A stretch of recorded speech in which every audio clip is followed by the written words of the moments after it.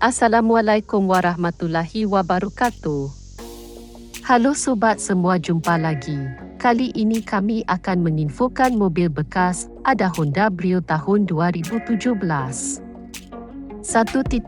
RS bensin automatik transmisi.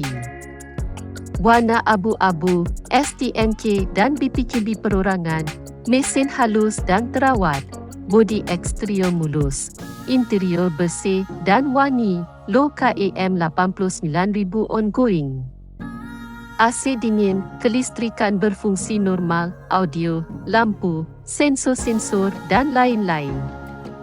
Kaki-kaki senyap, suspensi nyaman, ban kondisi baik, nopol ganjil plate dipajak panjang bulan 7 tahun 2023. Mobil telah diinspeksi dengan lebih dari 200 itin. Surat-surat dijamin keabsahannya. Melayani harga cash atau kredit dan tukar tambah. Spesifikasi sebagai berikut. Harga cash 145 juta.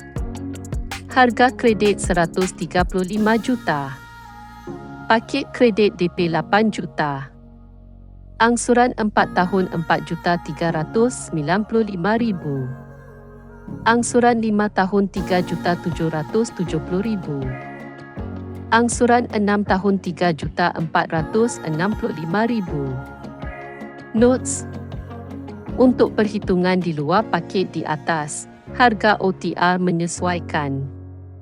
Lokasi unit di Batu Nunggal, Bandung Kota.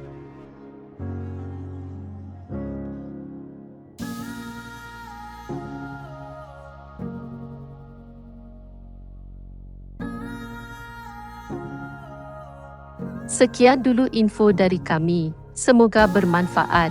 Bila suka dengan informasi dari kami, silahkan subscribe. Terima kasih.